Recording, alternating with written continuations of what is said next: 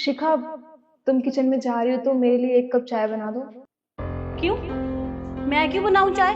और वैसे भी ये काम आपका है, मेरा नहीं, समझिए आप। अरे, मैंने एक कप चाय बनाने को ही तो बोला है ना। और वैसे भी तुम किचन में जा ही रही थी, इसमें इतनी बड़ी क्या बात हो गई?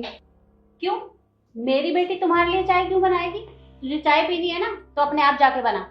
मम्मी जी, मैं रोज खुद ही चाय बनाती हूँ, आप लोग के लिए भी और अपने लिए भी। वो तो मेरी तबीयत खराब है, बस मैंने इसलिए बोल दिया आज चाय बनाने को। तो इसमें इतना बड़ा बवाल करने की क्या जरूरत है? क्यों? क्यों ना करूं बवाल?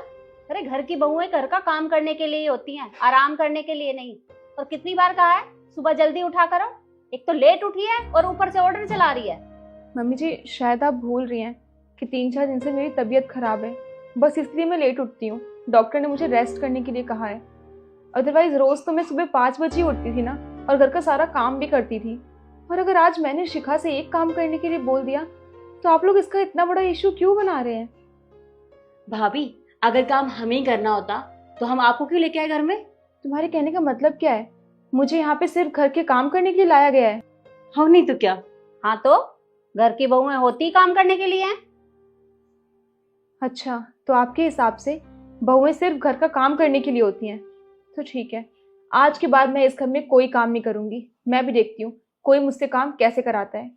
और मैं भी देखती हूँ कि तुम काम कैसे नहीं करती। बहुओं से काम कराना मुझे बहुत अच्छे से आता है। तो ठीक है मम्मी जी, आप भी इसी घर में हो और मैं भी। देख लेते हैं कौन काम करेगा और कौन नहीं करेगा।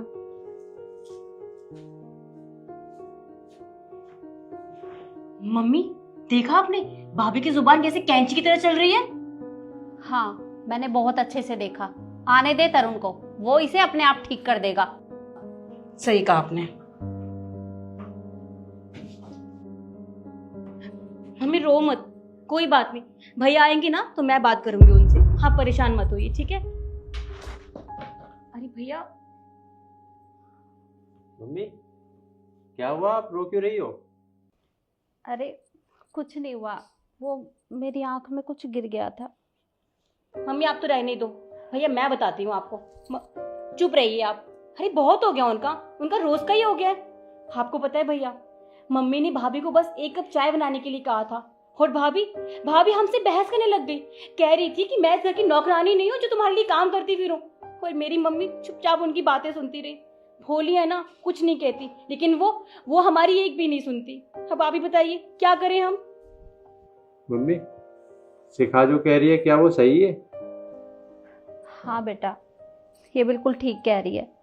अरे बहू इतना लेट उठती है, और आज मैंने सिर्फ उसे चाय बनाने को ही तो बोला था। बोली कि चाय पीनी है तो खुद बनाओ। अरे बेटा, आज तक तो मैं चुप रही।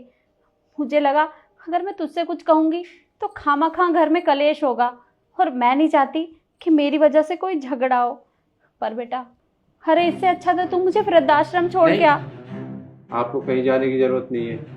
आप चिंता मत कीजिए, आज मैं इसका अच्छे से इलाज कर ही देता हूँ। आज के बाद ये आपसे कभी जुबान नहीं लड़ाएगी। अरे बेटा, बहू के ऊपर हाथ मत उठाना। अरे सुन तो सही। अरे बेटा मेरी बात तो सुन। ये फोन रखो। तुम यहाँ पर फोन चला रही हो, बाहर मेरी माँ को रुलाकर तुम्हारी हिम्मत कैसे हुई?